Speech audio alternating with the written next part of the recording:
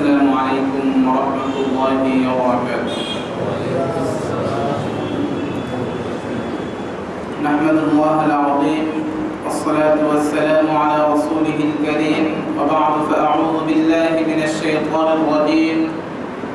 بسم الله الرحمن الرحيم. وما أبرئ نفسي إن النفس لأمارة بالسوء إلا ما رحم ربي إن ربي غفور رحيم. وعن أنس بن مالك رضي الله عنه قال قال رسول الله صلى الله عليه وسلم: كل ابن آدم خطاء وخير الخطائين التوابون، أو كما قال النبي عليه الصلاة والسلام.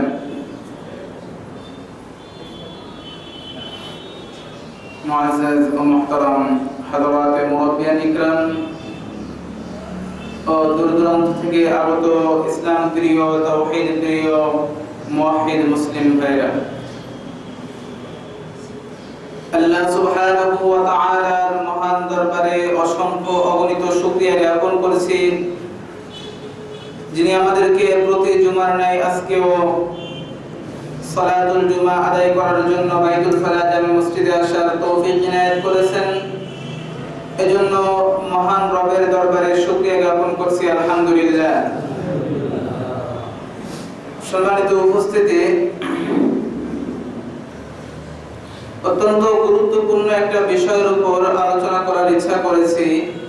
যদি আল্লাহ সুবহানাহু ওয়া তাআলা আমাকে তৌফিক ইনায়েত করেন, তাহলে কোরআন এবং সুন্নাহর আলোকে বিষয়টা আপনাদের সামনে উপস্থাপন করার চেষ্টা করব। আমা তৌফিক ইল্লা বিল্লাহ। সম্মানিত উপস্থিতি,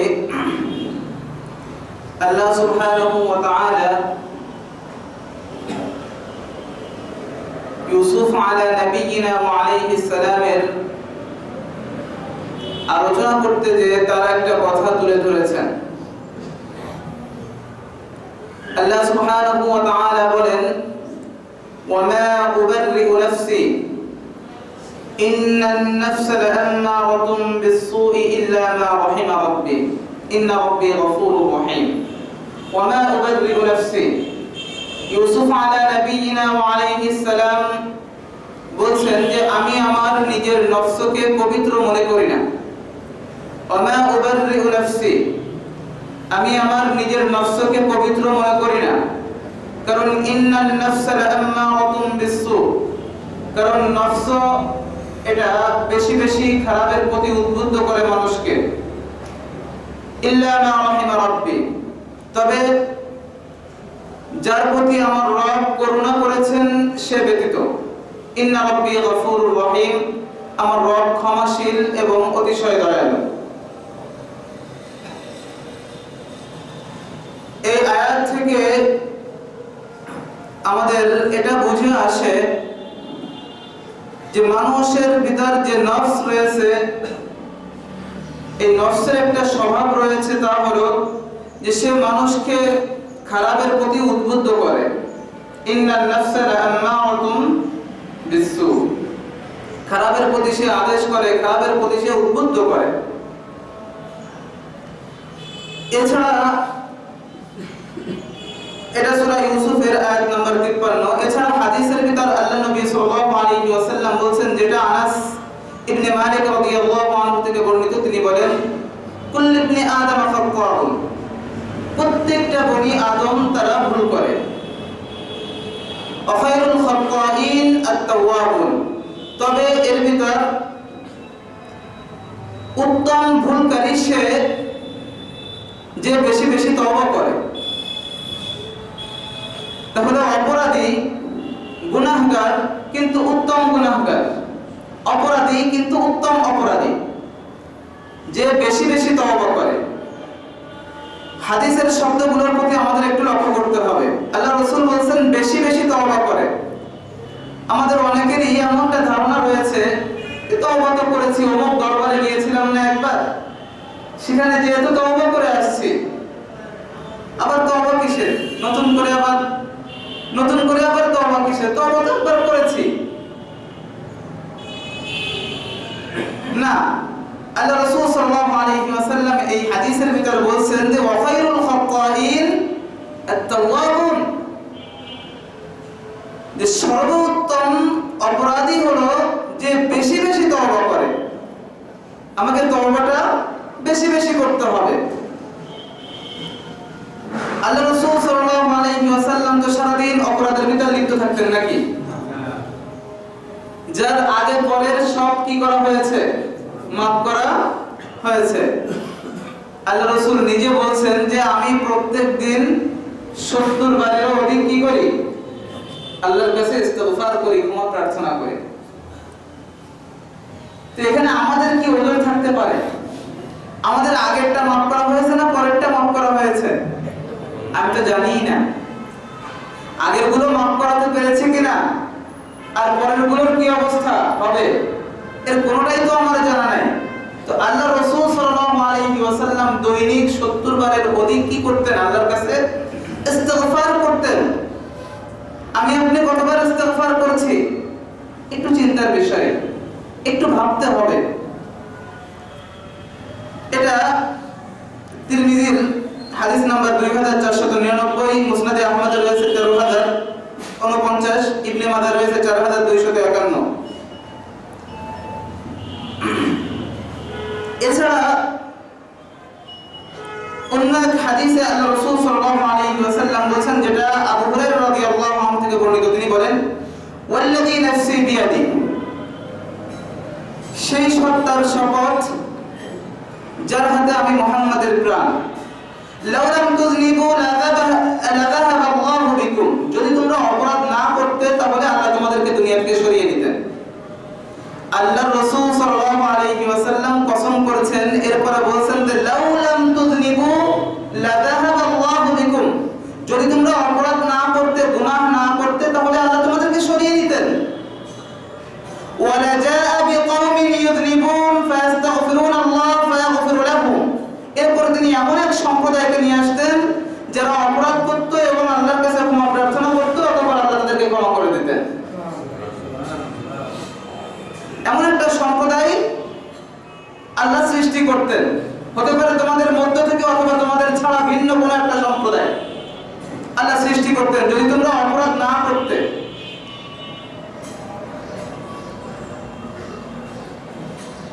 এটার কারণ কি? অন্য একটা হাদিস থেকে আমরা এটার কারণ বুঝতে পারি। এই হাদিসটা রয়েছে সহিহ মুসলিমের ভিতর 2749, আর অন্য হাদিস যেখানে আল্লাহ কেন অপর জাতি সৃষ্টি করতেন, আমাদেরকে ধ্বংস করে দিয়ে, আমাদেরকে সমূলে শেষ করে দিয়ে কেন অপর জাতি ধ্বংস করতেন, এর একটা কারণ অন্য এক হাদিস থেকে জানা যায়, যেটা আনাস ইবনে মালিক রাদিয়াল্লাহু আনহু থেকে বর্ণিত। তিনি বলেন লাউ লাম তুযনিবু লাখাশিতু আলাইকুম মা হুয়া আকবার মিনহু, যদি তোমরা অপরাধ না করতে তাহলে তোমাদের উপর এর থেকেও বড় জিনিসের ভয় আমি করতাম। যে অপরাধ করার দ্বারা যেটা আমি ভয় করি, এর থেকেও বড় জিনিসের ভয় আমি করতাম। সেটা কি? আল্লাহ রাসূল নিজে বলেছেন যে সেটা হলো আল-উজবা, সেটা হলো অহমিকা, অহংকার। অর্থাৎ অপরাধ না করার কারণে তোমাদের ভিতরে এক ধরনের অহংকার সৃষ্টি হতো, এক ধরনের অহমিকার জন্ম নিত তোমাদের ভিতর, যেটা আরো বেশি ক্ষতিকর। তো এজন্য আল্লাহ সুবহানাহু ওয়া তাআলা বান্দা অপরাধ করবে, বান্দার থেকে অপরাধ হয়ে যাবে, এরপরে বান্দা তওবা করবে, এটা আমরা চান। কারণ আল্লাহ সুবহানাহু ওয়া তাআলার একটা সিফাত রয়েছে গফফার, গফুর, তিনি ক্ষমাশীল, দয়ালু। এটাও তো আল্লাহ কি করতে চান? প্রকাশ করতে চান, এই সিফাতের প্রকাশ আল্লাহ ঘটাতে চান। আর তাছাড়া যদি অপরাধী না করতে, আমরা যদি অপরাধী না করতাম তো আমাদের তো কোনো দরকার নেই, কারণ এর জন্য তো মালায়েকা রয়েছে, ওরা কোনো অপরাধ করে না, এর জন্য তো মালায়েকা রয়েছে। তো এজন্য অপরাধ হবে, কিন্তু এই হাদিস এ কথা বোঝাচ্ছে না যে আমাদেরকে অপরাধের সার্টিফিকেট দিচ্ছে, বিষয়টা কিন্তু এটা নয়। বরং এই হাদিসগুলোর মূল অর্থ হলো আমাদেরকে তওবার প্রতি উৎসাহ দেওয়া হচ্ছে, আল্লাহর রহমতের প্রতি আমাদেরকে আশান্বিত হওয়ার সবক দেওয়া হচ্ছে, শিক্ষা দেওয়া হচ্ছে, আল্লাহর রহমত থেকে নিরাশ না হতে বলা হচ্ছে। যেমন উপদেশ আল্লাহ সুবহানাহু ওয়া তাআলা নিজে যেমন লা তাকনাতু মির রাহমাতিল্লাহ, বান্দা তুমি আল্লাহর রহমত থেকে নিরাশ হও না। কারণ নিরাশ হয় কারা? লা ইয়াসু মির রাহিল্লাহ ইল্লা আল কওমুল কাফিরুন, নিরাশ হয় তো কাফের সম্প্রদায়। তো নিরাশ হওয়া এটা কাফেরদের একটা বৈশিষ্ট্য, এটা ঈমানদারের বৈশিষ্ট্য না। ঈমানদারের বৈশিষ্ট্য সে আল্লাহর রহমতের প্রতি, আল্লাহর করুণার প্রতি সে সবসময় আশান্বিত থাকবে, এবং সে যতই অপরাধ হোক না কেন সে আল্লাহর কাছে ইস্তিগফার করবে, আল্লাহর কাছে ক্ষমা প্রার্থনা করবে। এটা হলো একজন ঈমানদারের বৈশিষ্ট্য।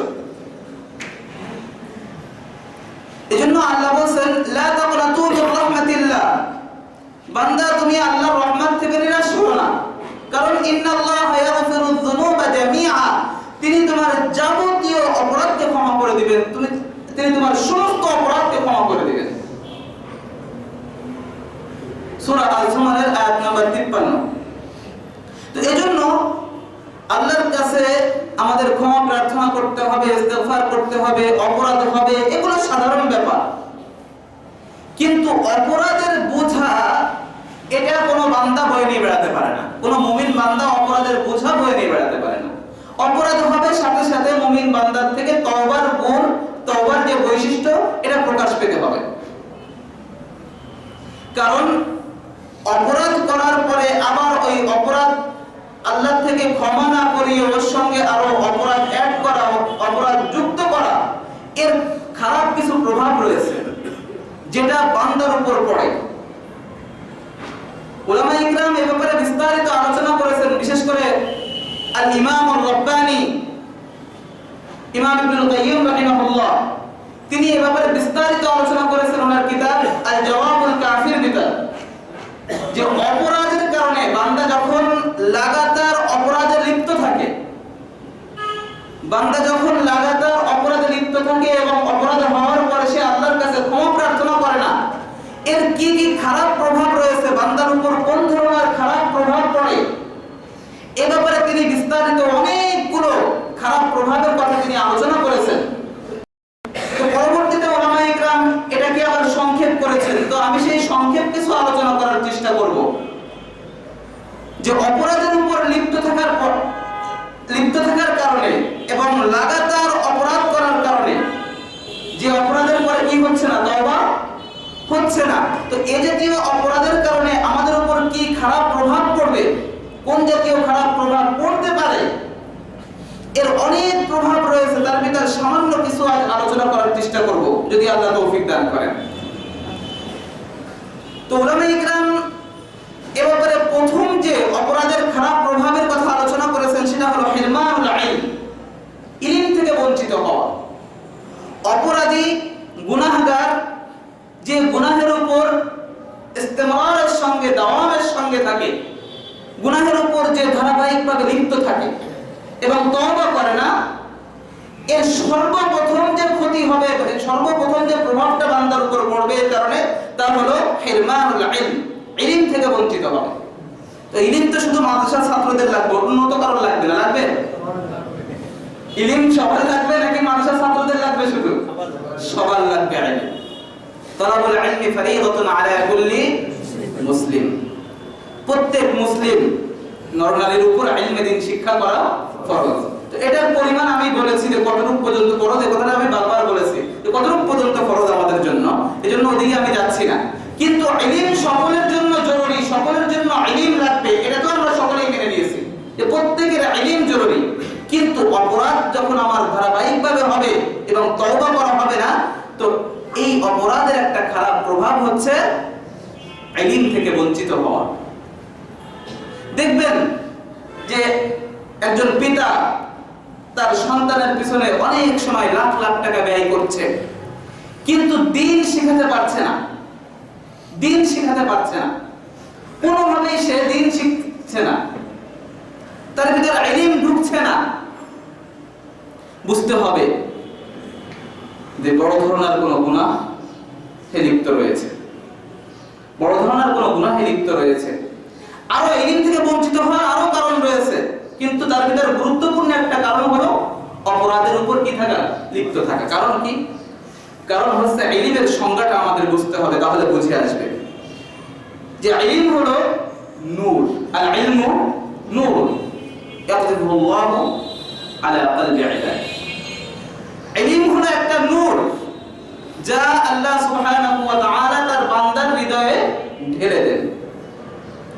আর অপরাধ হচ্ছে যুলমা, অন্ধকার। অপরাধ, মাসিয়া, গুনাহ, এটা হলো কি? অন্ধকার। এখন আপনি কি এটা মনে করেন যে একটা ঘরে একই সময় আলো থাকবে, অন্ধকারও থাকবে? একটা ঘরে, কারণ আমি তো এই কথা বলতে পারছি না যে আমার জন্য হৃদয় দুইটা, আমার জন্য হৃদয় কয়টা? দুইটা। আমার একটা হৃদয় ইলমের নূরে নূরান্বিত হবে, ইলমের আলোয় আলোকিত হবে, আর একটা হৃদয় গুনাহের অন্ধকার দ্বারা অন্ধকারাচ্ছন্ন হবে। এ কথা আমি বলতে পারছি না। কারণ কি? কারণ আল্লাহ সুবহানাহু ওয়া তাআলা সূরা আহজাবের ভিতরে স্পষ্টভাবে বলেছেন, মা জাআলাল্লাহু লিরাজুলিন মিন কলবাইনি ফি জাওফি। আমি কোন ব্যক্তির মাঝে দুইটা অন্তর দেইনি। অন্তর কয়টা দিয়েছেন? একটা। হয়তো সেই অন্তরটা ইলমের নূরের মাধ্যমে আলোকিত হবে, অথবা অপরাধের অন্ধকারের মাধ্যমে সেটা অন্ধকারাচ্ছন্ন হবে। কিন্তু দুইয়ের সহ অবস্থান একসঙ্গে সম্ভব নয়। দুইয়ের সহ অবস্থান একসঙ্গে সম্ভব নয়। যে এই ঘরের ভিতরে আলো থাকবে আবার অন্ধকারও থাকবে, এটা সম্ভব নয়। ঠিক তেমনি ভাবে আপনার হৃদয়টা ইলমের নূরের দ্বারা নূরান্বিত হবে, আবার অপরাধের অন্ধকার দ্বারা অন্ধকারাচ্ছন্ন হবে, এটা সম্ভব নয়। এজন্য যুগে যুগে, প্রত্যেকটা যুগে হক্কানি উলামায়ে কিরাম তাদের ছাত্রদেরকে অপরাধ থেকে বেঁচে থাকার সবক দিয়েছেন, অপরাধ থেকে বেঁচে থাকার শিক্ষা দিয়েছেন। ইমাম মালিক রাহিমাহুল্লাহর ছাত্র ইমাম শাফি। ইমাম মালিক রাহিমাহুল্লাহর ছাত্রকে ইমাম শাফি। ইমাম মালিকও একটা মাযহাবের ইমাম, ইমাম শাফি রাহিমাহুল্লাহ তিনিও একটা মাযহাবের ইমাম, কিন্তু ইমাম মালিকের ছাত্র ইমাম শাফি। তো যখন ইমাম শাফি রাহিমাহুল্লাহ ইমাম মালিকের দরসে উপস্থিত হয়েছেন, তো দরসে উপস্থিত হওয়ার পরে যখন ইমাম মালিক রাহিমাহুল্লাহ লক্ষ্য করলেন যে ইমাম শাফির ভিতর ইলমের একটা গভীরতা, ইলমের প্রাচুর্যতা তার ভিতর রয়েছে, তো ইমাম মালিক রাহিমাহুল্লাহ ইমাম শাফিকে তখন একটা উপদেশ দিলেন। ইমাম মালিক তাকে উদ্দেশ্য করে বললেন, ইন্নী আল্লাহ ক্বাদ আলকা আলা কলবিকা নূরা। আমি দেখতে পাচ্ছি যে আল্লাহ সুবহানাহু ওয়া তাআলা তোমার হৃদয়ের উপর তার নূরকে ঢেলে দিচ্ছেন। ইলমের নূর কে দেন? উস্তাদ দেন নাকি আল্লাহ দেন? আল্লাহ রাসূল দেন নাকি আল্লাহ দেন? আল্লাহ রাসূল বলেন, ইন্নী আনা কাসিম। আমি কেবল বন্টন করি। আমি যেমন সম্পদ বন্টন করে দিই তোমাদের মাঝে, অনুরূপভাবে আমি তোমাদের মাঝে ইলম বন্টন করে দিই। আল্লাহু ইউতি। প্রকৃত দাতা কে? আল্লাহ। প্রকৃত দাতা আল্লাহ। এজন্য অনেক যোগ্য উস্তাদের কাছে পড়ার পরেও অনেক সময় দেখবেন যে অনেক ছাত্র কি পাচ্ছে না? ইলম পাচ্ছে না। আমি আপনি যদি বাহ্যিক কিছু মালুমাতকে, বাহ্যিক কিছু বিষয় জানাকে যদি ইলম মনে করি, তো এটা আমাদের একটা ভুল সিদ্ধান্ত। ইলম সেটা যার উপর আমল করা হবে, ইলম সেটা যার মাধ্যমে অন্য উপকৃত হবে, যার মাধ্যমে বান্দা উপকৃত হবে, এটা হচ্ছে ইলম। এটা হচ্ছে ইলমে নাফি, উপকারী ইলম। কিন্তু যে ইলমের উপর আমল করা হচ্ছে না, এই ইলম আমার জন্য আক্ষেপ এবং আমার জন্য ক্ষতি বয়ে নিয়ে আসবে। এজন্য আল্লাহ রাসূল সাল্লাল্লাহু আলাইহি ওয়াসাল্লাম যখন আল্লাহর কাছে ইলম চাইতেন, কি ইলম চাইতেন? আল্লাহুম্মা ইন্নী আসআলুকা ইলমান নাফিআ। হে আল্লাহ, আমি আপনার কাছে ইলমে নাফি কামনা করছি, ইলমে নাফি চাচ্ছি, উপকারী ইলম চাচ্ছি। শুধু ইলম বলেননি, হে আল্লাহ ইন্নী আসআলুকা ইলমান। এই কথা শুধু আল্লাহ রাসূল বলেননি যে আমি, হে আল্লাহ আমি আপনার কাছে কেবল ইলম চাচ্ছি, এই কথা বলেননি। বরং বলেন ইন্নী আসআলুকা ইলমান নাফিআ। হে আল্লাহ, আমি আপনার কাছে ইলমে নাফি কামনা করছি, উপকারী ইলম কামনা করছি। যে ইলম আমার জীবনে উপকার বয়ে নিয়ে আসবে, যে ইলমের মাধ্যমে আমি নিজে উপকৃত হতে হতে পারবে, যে ইলমের মাধ্যমে আল্লাহর বান্দারা উপকৃত হতে পারবে, আমি আপনার কাছে সেই ইলম কামনা করতেছি। তো এজন্য ইলম যদি আমি মনে করি যে আমি কিছু হাদিস মুখস্থ করলাম ব্যাস ইলম হয়ে গেল, এটা ভুল, এটা ভুল। যখন এর উপর আমল করা হবে এবং এর মাধ্যমে বান্দারা উপকৃত হবে, সেটাকে কি বলা যেতে পারে? ইলমে নাফি' বলা যেতে পারে। তো এজন্য গুনাহের উপর অটল থাকা, গুনাহের উপর ইস্তেমরারের সঙ্গে থাকা, স্থায়ীভাবে গুনাহের উপর থাকা, এটা কি একটা খারাপ প্রভাব রয়েছে, তা হলো ইলম থেকে বঞ্চিত হওয়া। তো ইমাম মালিক রাহিমাহুল্লাহ তিনি বলছেন যে আমি দেখতে পাচ্ছি যে আল্লাহ তোমার হৃদয়ের উপর নূর ঢেলে দিচ্ছেন। কে ঢেলে দিচ্ছেন? আল্লাহ। ইলম চাইতে হবে কার কাছে? আল্লাহর কাছে। উস্তাদ ইলম দেওয়ার ক্ষমতা রাখেন না, কে দিতে পারেন? আল্লাহ। উস্তাদ বন্টন করতে পারে, কিন্তু প্রকৃত দাতা কে? আল্লাহ। এরপরে ইমাম শাফিঈকে ইমাম মালিক রাহিমাহুল্লাহ বলেন ফালা তুতফিহু বিযুলমাতিল মাসিয়া, সুতরাং তুমি এই নূরকে, অপরাধের অন্ধকারের মাধ্যমে এই নূরকে তুমি নির্বাপিত করে দিও না, এই নূরকে তুমি নিভিয়ে দিও না। ফালা তুতফিহু, এই নূরকে তুমি নিভাই দিও না, বিযুলমাতিল মাসিয়া, অপরাধের অন্ধকারের মাধ্যমে। বুঝতে পেরেছেন? তো ইমাম শাফিঈকে ইমাম মালিক রাহিমাহুল্লাহ উপদেশ দিচ্ছেন যে আল্লাহ তোমার ভিতর নূর দিচ্ছেন, ইলম দিচ্ছেন, ইলম ঢেলে দিচ্ছেন, তো তুমি এই ইলমের নূরকে অপরাধের মাধ্যমে কি করে না, এই নূরকে তুমি নির্বাপিত করে না, এই নূরকে নিভিয়ে দিও না। অন্য একটা বর্ণনা পাওয়া যায় ইমাম শাফিঈ রাহিমাহুল্লাহ থেকে, এটা অনেকেই হয়তো শুনেছেন, আমাদেরকে যখন উস্তাদরা বিভিন্ন সময় উপদেশ দিতেন তো এই কথাগুলো বারবার বলতেন, এই সবকটা বারবার দিতেন। ইমাম শাফিঈ রাহিমাহুল্লাহ তার উস্তাদ, আরেক উস্তাদ ইমাম ওয়াকি, বহুত বড় ইমাম, হাদিসের ইমাম। তো ইমাম ওয়াকি রাহিমাহুল্লাহ কাছে ইমাম শাফিঈ একবার অভিযোগ করছেন নিজের ব্যাপারে। তো ইমাম শাফিঈ ওটা একটা কবিতার মাধ্যমে এটা পৃথিবীবাসীর সামনে জানিয়ে গেছেন। ইমাম শাফিঈ বলছেন শাকাউতু ইলা ওয়াকিইন সুআ হিফজি, আমি আমার উস্তাদ ইমাম ওয়াকির কাছে আমার সুএ হিফজের অভিযোগ করলাম, যে আমি যা পড়ি তা মনে থাকে না। ইমাম শাফিঈ বলছেন যে আমি আমার উস্তাদ ইমাম ওয়াকির কাছে বললাম যে উস্তাদ জি আমি যা পড়ি তা মনে থাকে না, আমি যা পড়ি তা মনে থাকে না। ফাআরশাদানি ইলা তারকিল মাআসি, তো তিনি আমাকে উপদেশ দিলেন, আমার উস্তাদ আমাকে উপদেশ দিলেন ইলা তারকিল মাআসি, যে তুমি অপরাধ ছেড়ে দাও, গুনাহ ছেড়ে দাও। ইমাম ওয়াকি ইমাম শাফিঈকে বলছেন যে তুমি কি করো? গুনাহ ছেড়ে দাও, অপরাধ এটা ছেড়ে দাও। ওয়াকাল, এবং তিনি সাথে সাথে এই কথাও বলেছেন ই'লাম বিআন্নাল ইলমা নূর, তুমি জেনে রাখো যে ইলম এটা হলো নূর, এটা হলো আলো, ইলম হলো আলো। অনুরুল্লাহি লা ইবতাউ মুআসিন, আর এই নূরকে অপরাধীর মাঝে দেওয়া হয় না, অপরাধীকে এই নূর দেওয়া হয় না। তো এজন্য যখন আমরা অপরাধের উপর ইস্তেমরারের সঙ্গে থাকবো, দাওয়ামের সঙ্গে থাকবো, তখন আমাদের থেকে ইলমের নূর উঠে যাবে। হয়তো আমি কিছু বিষয় শিখছি কিন্তু এটা স্থায়ী হবে না, এই শিক্ষাটা আমার ভিতর স্থায়ী হবে না, আমার জীবনে কোনো ভালো কিছু বয়ে নিয়ে আসবে না।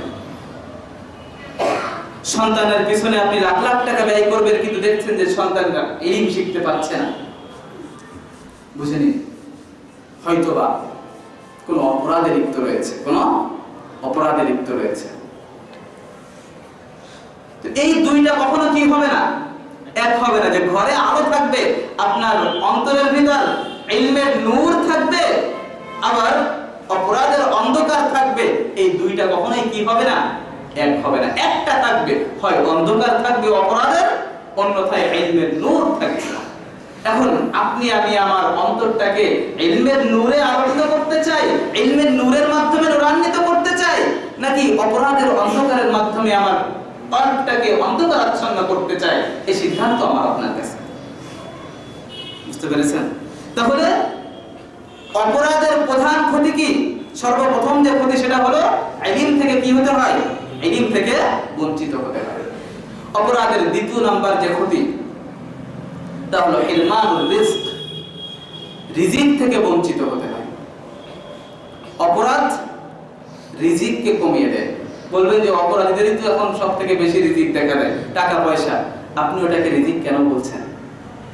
আপনি আমি তো এখনো তো আমরা রিজিক চিনতে পারিনি, এখনো রিজিক চিনতে পারিনি, যার কারণে এগুলোকে আমি আপনি কি মনে করছি? দেখেন কত লক্ষ লক্ষ টাকা ইনকাম করে, কিন্তু শান্তি নামক যে রিজিক, এই রিজিকটার ভিতর আছে আপনি খুঁজে পাবেন না। আবার অল্প টাকা ইনকাম করে কিন্তু তার মাঝে শান্তি রয়েছে, এমন মানুষ দেখেননি আপনারা? আছে, বহু রয়েছে।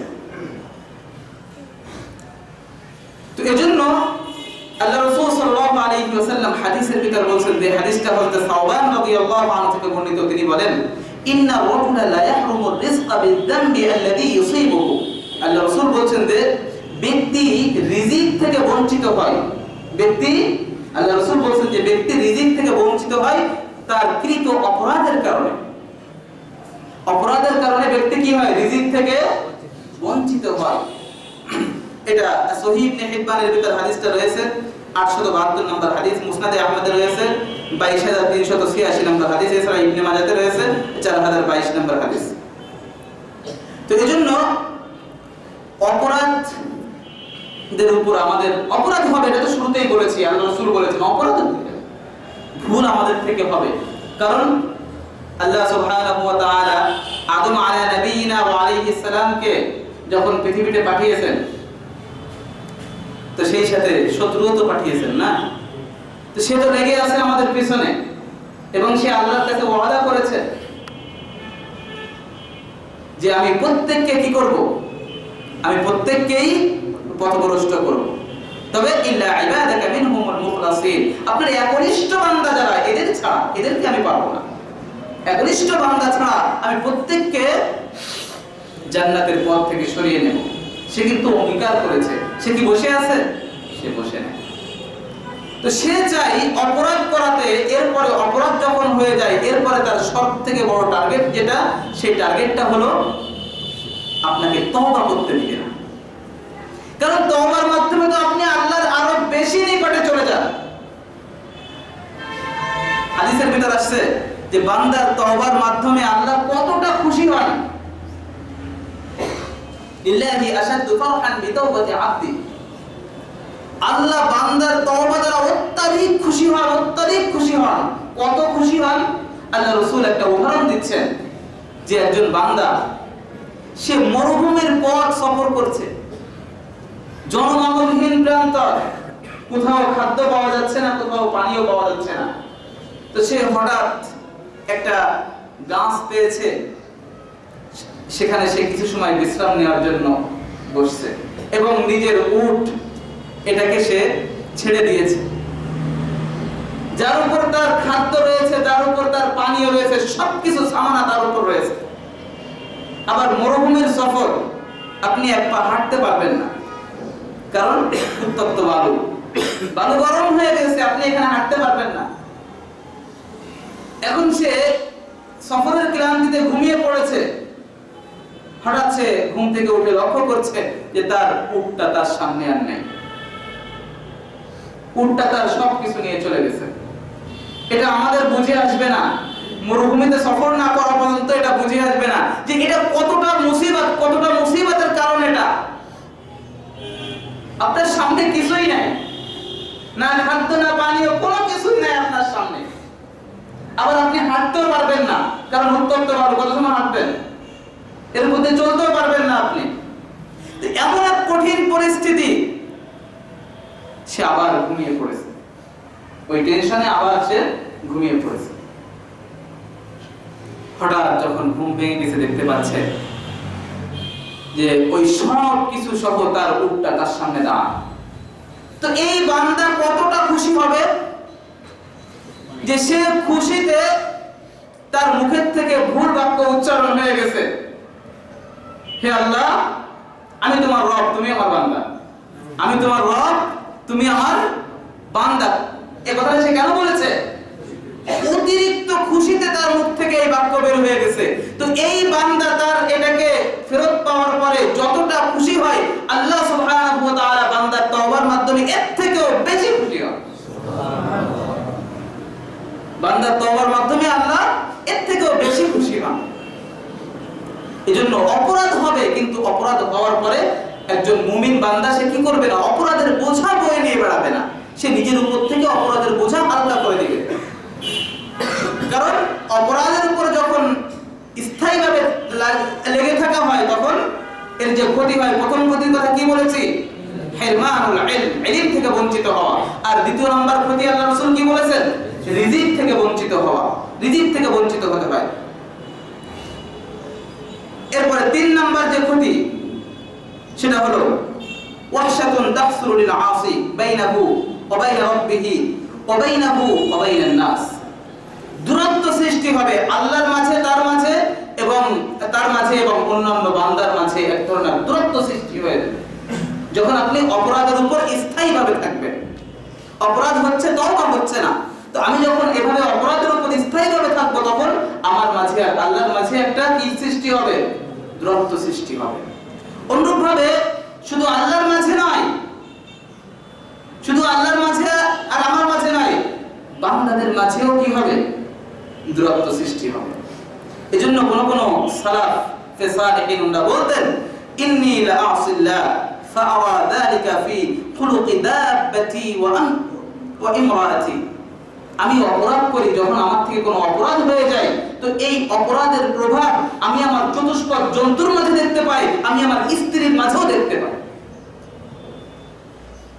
স্ত্রী পরকীয়ায় লিপ্ত, শুধু স্ত্রীর দোষ দিয়েন না,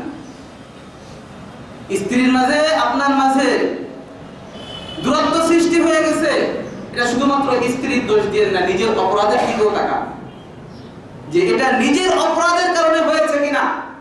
কারণ আল্লাহর মাঝে আপনার মাঝে যেমন দূরত্ব সৃষ্টি হবে, অনুরূপ ভাবে আপনার আত্মীয় স্বজন, ছেলে সন্তান, এদের মাঝেও হয়তো আপনি এক ঘরে থাকছেন কিন্তু মনের ভিতরে যে একটা কাছাকাছি থাকা, এটা কিন্তু দূর হয়ে যাবে, এটা দূর হয়ে যাবে অপরাধের কারণে।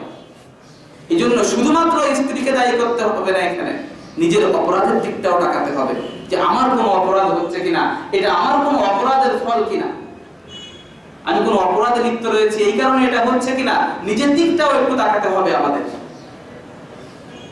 বুঝতে পেরেছেন বিষয়টা? তো সালাফে সালিহিন বিষয়গুলো তো এভাবে দেখতেন যে আমি যখন অপরাধ করছি আমি এর প্রভাব দেখতে পাই আমার চতুষ্পদ জন্তুর মাঝেও। চতুষ্পদ জন্তু আমার কথা শুনছে না, চতুষ্পদ জন্তু আমার কথা শুনছে না, কারণ চতুষ্পদ জন্তুই তো বাহন ছিল। তো প্রত্যেকটা বস্তুর ভিতর নিজের অপরাধের প্রভাব দেখতে পাবে। আর বিশেষভাবে আল্লাহর সঙ্গে আমার সঙ্গে কি সৃষ্টি হবে, দূরত্ব সৃষ্টি হবে। তো এটা আমার জন্য কল্যাণকর নাকি অকল্যাণকর? আমার জন্য অকল্যাণকর। আমার মাঝে, আমার রবের মাঝে এই দূরত্ব সৃষ্টি হওয়া এটা অকল্যাণকর। বরং আল্লাহর সঙ্গে আমার সুসম্পর্ক, ভালোবাসাপূর্ণ একটা সম্পর্ক থাকতে হবে। আল্লাহর সঙ্গে আমার সঙ্গে একটা মহব্বতের সম্পর্ক তৈরি হতে হবে। আমি আল্লাহকে ভালোবাসি, আল্লাহ আমাকে ভালোবাসেন। ইউহিব্বুহুম ওয়া ইউহিব্বুনা, তারাও আল্লাহকে ভালোবাসবে, আল্লাহ তাদেরকে ভালোবাসবে। আল্লাহ বলেছেন না কোরআনে, সূরা আল মাইদার ভিতর বলেছেন, আল্লাহ সূরা আল মাইদার ভিতর এই কথাটা বলেছেন। যখন তোমরা দ্বীন থেকে সরে যাবে, আল্লাহ বলছেন ওই আয়াতে, খুবই গুরুত্বপূর্ণ আয়াত, যখন তোমরা দ্বীন থেকে সরে যাবে, এতে আল্লাহর কিছুই যায় আসে না, আল্লাহর কিছুই যায় আসে না। কারণ তিনি অচিরেই এমন এক সম্প্রদায়, ইয়া আইয়ুহাল্লাযীনা আমানু মান ইয়ারতাদ্দা মিনকুম আন দীনি, ও হে ঈমানদারগণ, তোমাদের ভিতরে যে কেউ দ্বীন থেকে সরে যাবে, এতে আল্লাহর কিছুই যায় আসে না। কারণ ফাসাউফা ইয়াতিল্লাহু বিকওম, অচিরেই আল্লাহ এমন এক সম্প্রদায়কে নিয়ে আসবেন। কে নিয়ে আসবেন?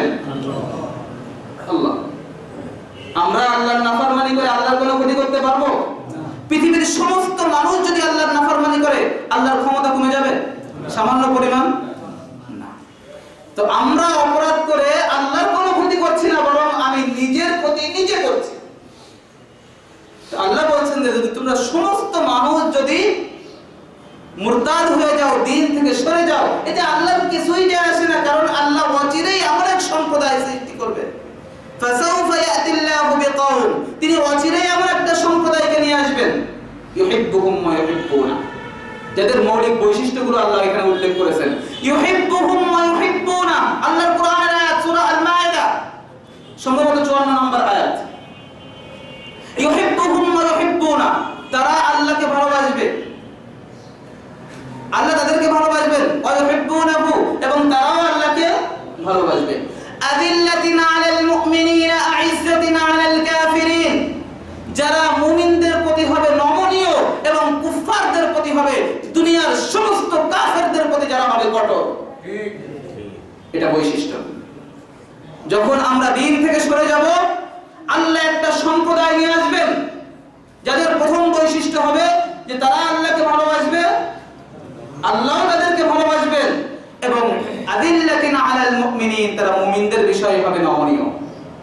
আইজ্জাতিন আলাল কাফিরিন, এবং কাফেরদের ব্যাপারে হবে তারা অত্যন্ত কঠোর।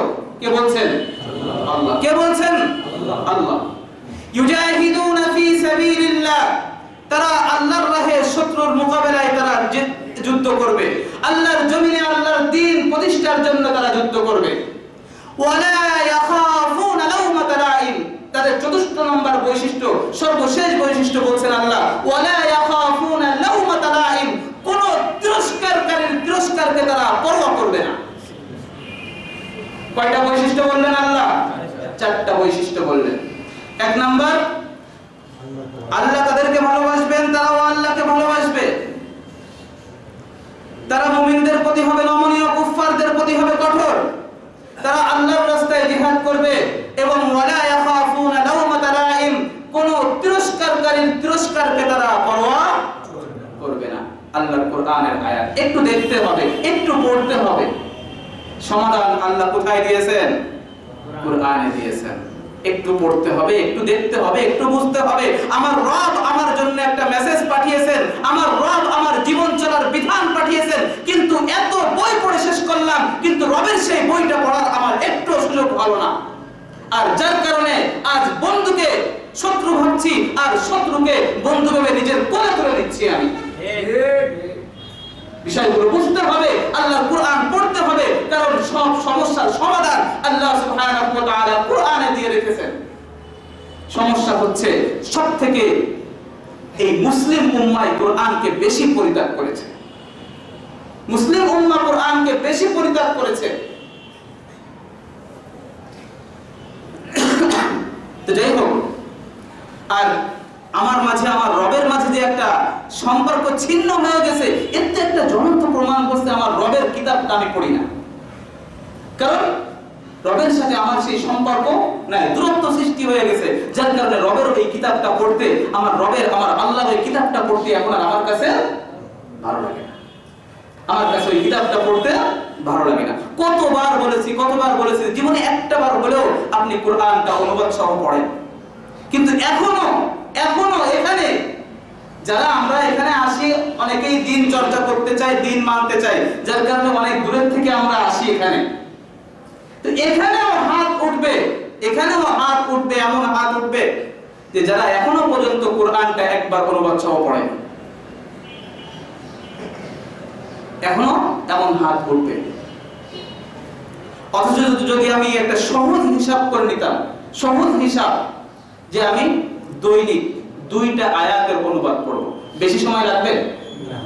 দৈনিক আমি 2টা আয়াতের অনুবাদ পড়ব। কয়টা আয়াত? 2টা। বছরে আমি মাঝখানে কিছুদিন বাদ রাখলাম মনে করি, তাও কমপক্ষে 600, বছরে 600 হবে। তা আমার বয়স কত হয়ে গেছে? আমি যদি এটা আগে থেকে শুরু করতাম, তো 2টা আয়াত যদি পড়া হয় তাহলে আপনি 5-6 বার 2টা আয়াত পড়তে পারতেছেন। 2টা আয়াত আপনার হৃদয়ে বসে যাবে। 2টা করে আয়াত যদি দৈনিক পড়া হয় আপনার হৃদয়ে বসে যাবে। আপনি সময় পেলে আরেকটু বেশি করেন, আপনি 3টা করেন, তাও কমপক্ষে মাঝখানে কিছুদিন বাদশাহ দেওয়ার পরেও বলা যাবে যে বছরে 900 আয়াত হবে। এভাবে কখনো আমরা ভাবিনি, কারণ আমার মাঝে, আমার রবের মাঝে কি সৃষ্টি হয়ে গেছে? দূরত্ব সৃষ্টি হয়ে গেছে। যার কারণে রবের এই কিতাবটা, আমার আল্লাহর এই কিতাবটা এখন আর আমার কাছে ভালো লাগছে না। এটা এখন আর আমাকে অনুপ্রাণিত করছে না, আমাকে রবের কাছে টানছে না।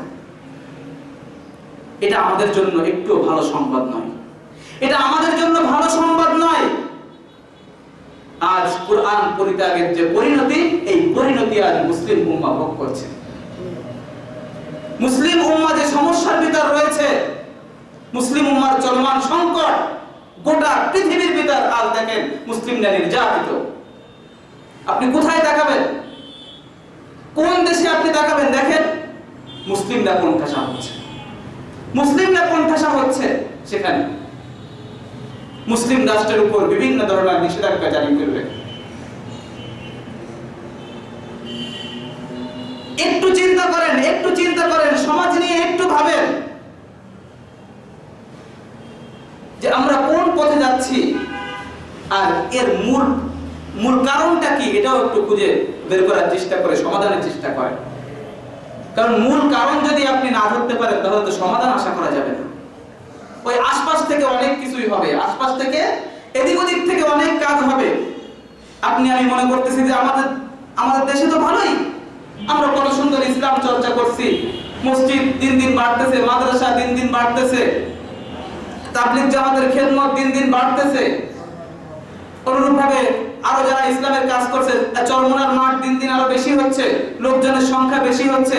তাবলীগের আগে একটা হলে হয়ে যেত ইস্তেমা, এখন দুইটা করা লাগতেছে। তাহলে দিন দিন যারাই দিনের কাজ করার আমরা দাবি করছি, প্রত্যেকের অবস্থা কি যে হার লাইনে দেখেন প্রত্যেকটা লাইনে দিন দিন কি হচ্ছে, উন্নতি হচ্ছে। তাহলে দিনের কাজ আমাদের দেশে বাড়তেছে না কমতেছে? বাড়তেছে। তা মসজিদ বাড়তেছে, মাদ্রাসা বাড়তেছে, মসজিদ হলেই সেখানে নতুন নতুন কিন্তু মুসল্লি হচ্ছে। এমন না যে অন্য মসজিদ ভেঙে এসে মুসল্লি হচ্ছে, বিষয়টা কিন্তু এমন না। নতুন নতুন মুসল্লি হচ্ছে, নতুন নামাজি তৈরি হচ্ছে, আলহামদুলিল্লাহ। কিন্তু সব কিছু তার নিজের জায়গা চলছে এবং প্রত্যেক লাইনে দেখতে পাচ্ছি যে ইসলামের উন্নতি হচ্ছে দিন দিন, কিন্তু প্রকৃত ইসলাম এই জমিনে কিন্তু দিন দিন তলানিতে চলে যাচ্ছে।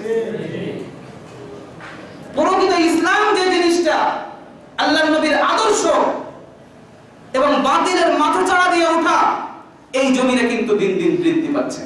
মূল কারণ কি? তাহলে আমরা যে কাজগুলো করছি বুঝতে হবে যে এই কাজগুলো আমাদের মৌলিক কাজ মনে হয় কোনো কিছু বাদ পড়ে যাচ্ছে। মৌলিক কাজ আমাদের কোনো কিছু কি হয়ে যাচ্ছে, বাদ পড়ে যাচ্ছে। মৌলিক কিছু বাদ পড়ে যাচ্ছে, আশপাশের কিছু কাজ হচ্ছে, আশপাশের কিছু কাজ হচ্ছে, কিন্তু সেগুলো কোনো প্রভাব ফেলতে পারছে না, কারণ মৌলিকটা কি হয়ে যাচ্ছে, বাদ পড়ে যাচ্ছে। শাখা প্রশাখা নিয়ে আমরা অনেক ব্যস্ত রয়েছি, কিন্তু গোড়ায় হাত দিচ্ছি না কেউ, গোড়ায় হাত দিচ্ছি না আমরা কেউ। এজন্য আমি বলেছি যে আমাকে আগে সমস্যার মূল কারণ চিহ্নিত করতে হবে, এরপরে সমাধানের লাইন। ডাক্তার যদি রোগের মূল বিষয় ধরতে না পারেন তাহলে কি করবেন? তো আপনাকে দিয়ে মানে ওষুধ টেস্ট করবেন, যে কোনটা কোন রোগের ওষুধ আপনাকে দিয়ে টেস্ট করবেন। যদি রোগ না ধরতে পারেন যে কোনটা কোন রোগের ওষুধ, এটা আপনাকে দিয়ে তখন টেস্ট করবে। কিন্তু রোগ যদি ধরতে পারে, দেখবেন বড় বড় ডাক্তাররা যারা আছেন ওনারা আপনাকে ওষুধ দিবে সামান্য, একটা দুটো ওষুধ দেয়। কিন্তু যারা সামান্য মনে করেন এই করে পড়াশোনা করে সামান্য মানে অল্প স্বল্প যোগ্যতা যাদের এই বিষয়ে, ওনারা দেখবেন অনেক ওষুধ দেবেন, অনেক ওষুধ দেবেন আপনাকে। বুঝছেন বিষয়টা? কারণ অনেক ক্ষেত্রে রোগ ধরতে পারেন না। তো রোগ ধরতে না পারলে যা হয়, আপনাকে দিয়ে ওষুধ টেস্ট করতেছে যে কোনটা, এটা না হয় ওইটা, ওইটা না হয় ওইটা, এভাবে চলবে। এজন্য মূল সমস্যা মুসলিম উম্মার মূল সমস্যাকে চিহ্নিত করতে হবে, এরপরে আপনাকে তার সমাধান কোন লাইনে, আল্লাহ রাসূলের সিরাত থেকে, আল্লাহ রাসূলের জীবনী পড়ে আপনাকে সমাধান বের করতে হবে। কারণ আপনি যে সমাজে রয়েছেন, যখন সেই সমাজটাকে ইসলামী বলতে পারছেন না, তখন আপনাকে বুঝতে হবে যে এই সমাজ জাহেলিয়াতের সমাজ। হয় ইসলাম আর না হয় জাহেলিয়াত, দুইয়ের মাঝে কোনো ইসলামে রাখা হয়নি।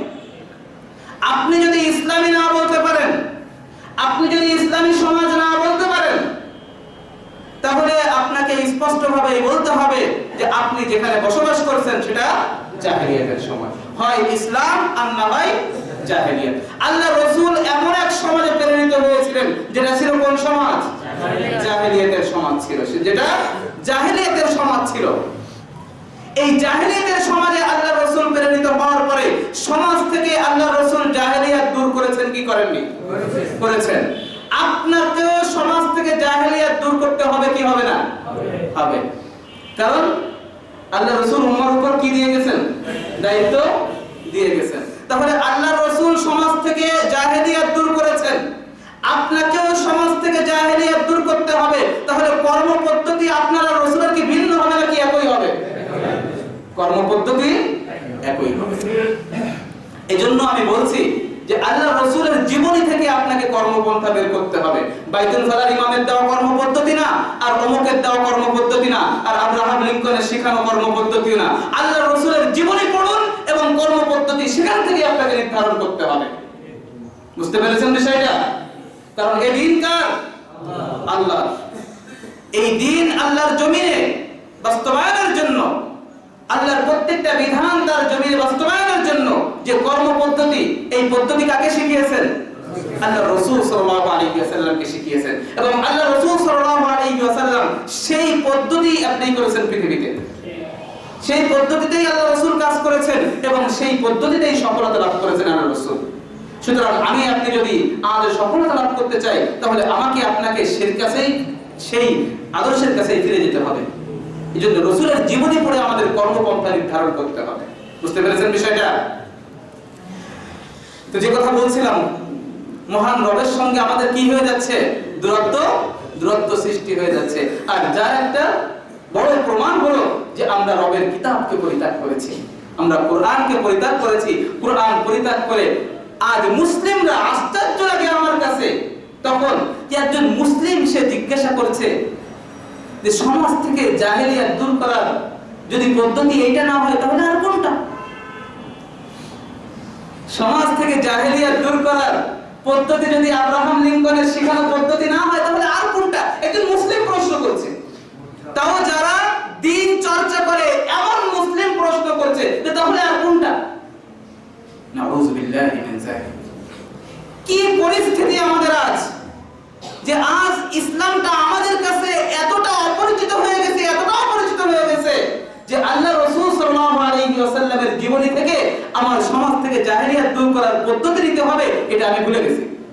এবং আল্লাহ রাসূলের জীবনীটাও আমার কাছে আজ অস্পষ্ট হয়ে গেছে। আল্লাহ রাসূলের জীবনীটাও আমার কাছে অস্পষ্ট হয়ে গেছে। যখন আপনার সমাজে বিদ্যমান যে পরিস্থিতি, এটাকে যখন আপনি ইসলামী বলতে পারছেন না, এটা জাহেলিয়াত। আল্লাহ রাসূলও জাহেলিয়াতপূর্ণ সমাজে প্রেরিত হয়েছেন, সমাজ থেকে জাহেলিয়াত দূর করেছেন, আপনিও করবেন, আপনাকেও করতে হবে, এটা আল্লাহর পক্ষ থেকে দায়িত্ব। সুতরাং পদ্ধতি আল্লাহর রাসূল এবং আপনার একই। এই কথাটা বারবার বলছি, ভালো করে বুঝুন। পদ্ধতি একই, ভিন্ন কোনো পদ্ধতি নাই। কারণ ওটা দিন। আর আপনি এই দিনের কাজ করবেন, এই ইবাদত আপনি করবেন। আকিমুস সালাহ বলছেন, আপনি আকিমুস সালাহ বলছেন যে কারণ আল্লাহ বলেছেন, আপনি সালাত প্রতিষ্ঠার কথা বলছেন, আবার এদিকে বলছেন যে আল্লাহ রাসূলের তরিকা ছাড়া সালাত কি হবে না, গ্রহণ হবে। আকিমুস সালাহ বলছেন আপনি, ভালো করে বুঝুন যে আকিমুস সালাহ বলছেন আপনি এবং বলছেন যে আল্লাহ রাসূলের তরিকা ছাড়া আকিমুস সালাহ কার্যকর হবে না। ভাই, তো আল্লাহ তো ঠিক একই শব্দ দ্বারা আল্লাহ বলেছেন আকিমুদ দ্বীন, সমাজে দ্বীন প্রতিষ্ঠা করো, সমাজ থেকে জাহেলিয়াত দূর করো। তো এদিকে সালাতের ক্ষেত্রে আপনি বলছেন আল্লাহ রাসূলের তরিকা ছাড়া গ্রহণ করা হবে না, আর এদিকে দ্বীনের ক্ষেত্রে আপনি বলছেন যে এখানে আব্রাহাম লিঙ্কনের পদ্ধতি অ্যাপ্লাই করা যেতে পারে এবং সেটাই একমাত্র পদ্ধতি। ভাই, সহজ দাবি করলাম। বিরোধ থাকলে আপত্তি তুলতে পারেন, কিন্তু সেই আপত্তি গ্রহণযোগ্য আপত্তি হতে হবে। আপনি আকিমুস সালাহ বলছেন এবং সাথে সাথে বলছেন যে আকিমুস সালাহ আল্লাহর বিধান, সেটা কার্যকর করতে হবে রাসূলের তরিকায়। আপনি আকিমুদ্দিন বলছেন, আর আকিমুদ্দিন আপনি কার্যকর করবেন আব্রাহাম লিঙ্কনের দেখানো পদ্ধতিতে। আল্লাহর কসম করে বলি, অন্য কিছু একটা কার্যকর হতে পারে, কিন্তু আল্লাহর জমিনে আল্লাহর দ্বীন কখনো বাস্তবায়ন হবে না, কখনোই বাস্তবায়ন হবে না। আজ পর্যন্ত কেউ পারেনি। এবং কোনদিন আল্লাহর রাসূলের তরিকা ছাড়া কখনোই সমাজ থেকে জাহেলিয়াত দূর করা সম্ভব নয়। সমাজ থেকে জাহেলিয়াত দূর করা সম্ভব নয়। যদি বিষয়টা এমনই হতো তাহলে আল্লাহ সুবহানাহু ওয়া তাআলা কেবল একটা কিতাব পাঠালেই হয়ে যেত, আল্লাহর রাসূলকে এটা বাস্তবায়ন শেখানোর জন্য পাঠাতেন না। ঠিক আছে, তুমি কিতাব পড়ো এবং অনুসরণ করো। কারণ আরবরা তো অর্থ বুঝতো, আরবরা অর্থ বুঝতো না, আরবরা তো অর্থ বুঝতো। কিন্তু আল্লাহ রাসূল সাল্লাল্লাহু আলাইহি ওয়াসাল্লামকে এই কিতাব বাস্তবায়নের পদ্ধতি কি এটা শেখানোর জন্য আল্লাহ রাসূল সাল্লাল্লাহু আলাইহি ওয়াসাল্লামকে পাঠিয়েছেন। এবং রাসূলের জীবনী আমাদের সামনে অবিকৃত অবস্থায় রয়েছে। আলহামদুলিল্লাহ, আমাদের সামনে এখনো পর্যন্ত রাসূলের জীবনী অবিকৃত অবস্থায় রয়েছে। এরপরেও আমরা রাসূলের জীবনী থেকে শিক্ষা গ্রহণ করছি না। এরপরেও আমরা রাসূলের জীবনী থেকে শিক্ষা গ্রহণ করছি না। এটা আমাদের দুর্ভাগ্য। এটা আমাদের দুর্ভাগ্য যে এমন নবী পেয়ে, শ্রেষ্ঠ নবী পেয়ে, শ্রেষ্ঠ কিতাব পেয়ে আজ আমরা সম্মানিত জাতি হতে পারছি না। এটা আমাদের দুর্ভাগ্য। আল্লাহ সুবহানাহু ওয়া তাআলা আমাদেরকে বুঝার তৌফিক দান করেন। এটা ছিল 3 নাম্বার ক্ষতি, যে আল্লাহর সঙ্গে এবং বান্দার সঙ্গে কিভাবে দূরত্ব সৃষ্টি হবে। যখন বান্দা অপরাধের উপর স্থায়ীভাবে থাকবে, অপরাধের উপরে তওবা করবে না, তখন 3 নাম্বার ক্ষতি কি? আল্লাহর মাঝে, বান্দার মাঝে এবং অন্যান্য বান্দার মাঝেও কি হবে? দূরত্ব সৃষ্টি হবে। সন্তানদের মাঝে এবং ব্যক্তির মাঝে দূরত্ব সৃষ্টি হয়ে যাবে, আন্তরিকভাবে দূরত্ব সৃষ্টি হয়ে যাবে, মনের দিক থেকে দূরত্ব সৃষ্টি হয়ে যাবে। এমনটা হবে। আল্লাহ রাসূল সাল্লাল্লাহু আলাইহি ওয়াসাল্লামের সংসারের প্রতি তাকান তো আপনি। খাদিজা রাদিয়াল্লাহু আনহা থাকা অবস্থায় আল্লাহ রাসূল অন্য কোনো বিবাহ করেননি। এরপরে বিভিন্ন ধরনের দ্বীনি প্রয়োজনের কারণে আল্লাহ রাসূল বাকি 10টা বিবাহ করেছেন। জীবদ্দশায় যখন আল্লাহ রাসূল সাল্লাল্লাহু আলাইহি ওয়াসাল্লাম যখন ইন্তেকাল করছেন, ইন্তেকাল করা অবস্থায় আল্লাহ রাসূল দুনিয়াতে 9 জন স্ত্রী রেখে যাচ্ছেন। হয়তো সংসারে খাবার ছিল না, কিন্তু সংসারে অশান্তি ছিল না। হয়তো খাবার ছিল না, হয়তো দিনের পর দিন চলে গেছে যে ঘরে আগুন জ্বলেনি, কিন্তু অশান্তি কেউ বলতে পারবে রাসূলের ঘরে অশান্তি ছিল? বলতে পারবে? আমার আপনার কি অবস্থা হচ্ছে? আমার আপনার তো একটা নিয়েই সমস্যা হয়ে যাচ্ছে, একটার সঙ্গেই বলা হচ্ছে না। কেন? শুধু স্ত্রীকে দোষ দিচ্ছি, শুধু সন্তানদের দোষ দিচ্ছি না। এই স্বভাব পরিত্যাগ করুন। নিজের অপরাধের দিকটাও একটু দেখেন, নিজের অপরাধের কারণে এটা হচ্ছে কিনা, নিজের অপরাধের কারণে এটা হচ্ছে কিনা এটাও একটু দেখতে হবে। কারণ সালাফরা তো বলছেন যে আমি যখন অপরাধ করি, আমি কোনো অন্যায় করি, তখন এর প্রভাব আমার চতুষ্পাদ জন্তুর ভিতরে দেখতে পাই, আমার স্ত্রীর মাঝে, সন্তানদের মাঝে আমি এটা দেখতে পাই যে তারা আমার থেকে দূরে সরে যাচ্ছে, আন্তরিকভাবে তারা আমার থেকে দূরে সরে যাচ্ছে, চতুষ্পাদ জন্তুগুলো আমার কথা শুনছে না। তাহলে আমাদের অবস্থা কোন পর্যায়ে চলে যাচ্ছে? আল্লাহ রাসূল সাল্লাল্লাহু আলাইহি ওয়াসাল্লামের ঘরে অর্থনৈতিক হয়তো সমস্যা ছিল, খাবার দাবারের সমস্যা ছিল, এটা কিন্তু অশান্তি ছিল না। আমার টাকা পয়সা রয়েছে, আমি আপনি চিন্তা করছি টাকা পয়সা দিয়ে শান্তি কিনে নিয়ে আসবো, সম্ভব কোনোদিন? সম্ভব না, কোনোদিনও সম্ভব না। আজ আপনি ওয়েস্টার্ন কান্ট্রির দিকে তাকান না, আপনি আমেরিকার দিকে তাকান, অন্যান্য বিশ্বের দিকে তাকান, আপনি আজ দেখেন ওদের অর্থনীতি, টাকা পয়সা কম আছে, কিন্তু আত্মহত্যা ওদের ভিতরেই বেশি। কারণ কি? জীবন থেকে তারা নিরাশ হয়ে গেছে। কত নষ্টামি করতে ভালো লাগে, সব ধরনের নষ্টামি হয়ে গেছে। পারিবারিক জীবন সম্পূর্ণ অশান্তি। স্ত্রী যদি, স্বামী যদি রাত 1টার সময় 2টার সময় বাড়িতে ফেরে, তো স্ত্রী ফেরে 3টার সময়। দুইয়ের মাঝে কোনো সম্পর্ক নেই। ও ছিল এক নাইট ক্লাবে, ও ছিল আরেক নাইট ক্লাবে। যদিও আমাদের সমাজে এটা বাস্তবায়ন করার জন্য এক শ্রেণী উঠে পড়ে গেছে। বিভিন্ন জায়গায় আজ শুরু হয়েছে এমন ক্লাব, আস্তে আস্তে হচ্ছে, খুলনাতেও হচ্ছে, আমরা বিভিন্ন ভাবে জানতে পেরেছি। খুলনাতেও বিভিন্ন ধরনের ক্লাব হচ্ছে। আস্তে আস্তে আমাদের এই সমাজটাও সেদিকে নিয়ে যাওয়ার চেষ্টা করা হচ্ছে। আমাদের সতর্ক হতে হবে, আমাদের সতর্ক হতে হবে, অন্যথায় ওই অশান্তি আমাদের এই সমাজেও ভরে যাবে। আজ তারা টাকা পয়সা দিয়ে সুখ কিনে আনতে পারছে, সুখ কিনে আনতে পারছে না। প্রকৃত সুখ এটা আল্লাহর আনুগত্যের ভিতর, প্রকৃত শান্তি এটা কিসে আছে? আল্লাহর আনুগত্যের ভিতর রয়েছে। সেই আল্লাহর আনুগত্যের মাধ্যমে আমাকে আপনাকে প্রকৃত শান্তি খুঁজতে হবে। আমি যদি আল্লাহর আনুগত্যের বাহিরে দিয়ে শান্তি খুঁজি তো অন্য কিছু পাবেন, কিন্তু শান্তি পাবেন না। আল্লাহ রাসূল সাহাবায়ে কেরামের জীবনীটা পড়লে আপনারা বুঝতে পারবেন তাদের জীবনে অর্থনৈতিক সমস্যা থাকলেও পারিবারিক অশান্তি তাদের ভিতর ছিল না।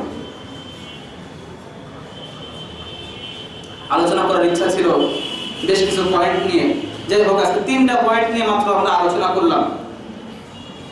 আশা করি আপনারা বুঝতে পেরেছেন যে যখন আমি অপরাধের উপর যখন আমি স্থায়ীভাবে লেগে থাকবো, অপরাধ হয়ে যাচ্ছে, আমি তওবা করছি না, তো এর অনেকগুলো ক্ষতি রয়েছে। ইনশাআল্লাহ আস্তে আস্তে আলোচনা করব, আমরা আস্তে আস্তে আলোচনা করব। তো এর সর্বপ্রথম যে ক্ষতির কথা আলোচনা করা হলো সেটা হলো হিরমানুল ইলম, ইলম থেকে বঞ্চিত হতে পারো। যখন অপরাধে লিপ্ত থাকা হয় তখন ইলম পাওয়া যায় না। আপনি কিছু বিষয় জানছেন, এটাকে আপনি ইলম মনে করবেন না, এটাকে আপনি ইলম মনে করবেন না। ইলম যেটা আল্লাহুম্মা ইন্নী আসআলুকা ইলমান নাফিআ, আল্লাহ রাসূল যে ইলমের জন্য দোয়া করেছেন, হে আল্লাহ আপনি আমাকে উপকারী ইলম দান করেন, যে ইলম আমাকে উপকার করবে এবং বান্দাদেরকে কি করবে? উপকৃত করবে, দুনিয়াবাসীকে উপকৃত করবে। আপনি আমাকে এমন ইলম দান করেন। আর দ্বিতীয় নম্বর, রিজিক থেকে বঞ্চিত হতে হয়। কি থেকে? রিজিক থেকে। অপরাধের কারণে বান্দা রিজিক থেকে বঞ্চিত হয়, বান্দার রিজিক সংকুচিত হয়ে যায়। এর আরেকটা অর্থ এটাও রয়েছে, ওলামা ইকরাম বলছেন, তা হলো যে বান্দার হায়াতে বারাকা উঠে যায়। তো বান্দার হায়াতের যে বরকত, এটা যখন উঠে যায় অপরাধের কারণে, তার জীবনের যে বরকত এটা উঠে যায়। তো এটা উঠে যাওয়ার কারণে তার রিজিক তো এমনি কি হয়ে গেল, তার জন্য সংকুচিত হয়ে গেল। অনুরূপভাবে 3 নাম্বার বলা হয়েছে, বান্দার মাঝে এবং আল্লাহর মাঝে এবং অন্যান্য বান্দাদের মাঝেও কি হয়ে যাবে? দূরত্ব সৃষ্টি হয়ে যাবে। তো এই পরিস্থিতিগুলো একজন বান্দার জন্য কি কল্যাণকর? কখনোই কল্যাণকর নয়। আল্লাহ সুবহানাহু ওয়া তাআলা আমাদেরকে ভুলে অপরাধ হয়ে যাওয়ার পরে এবং ইচ্ছাকৃত যদি কখনো অপরাধ হয়ে যায়, সাথে সাথে আমাদের আল্লাহ সুবহানাহু ওয়া তাআলা তওবা করার তৌফিক দান করেন। আমরা যেন সাথে সাথে তওবার মাধ্যমে এই অপরাধের বোঝাকে আমার উপর থেকে সরিয়ে ফেলতে পারি, সেই তৌফিক আল্লাহ আমাদেরকে দান করেন। এবং যা কিছু আলোচনা হলো, আলোচনা বোঝার এবং আমল করার তৌফিক দান করেন। সুবহানাকাল্লাহুম্মা ওয়া বিহামদিকা আশহাদু আল লা ইলাহা ইল্লা আনতা আস্তাগফিরুকা ওয়া আতুবু ইলাইক।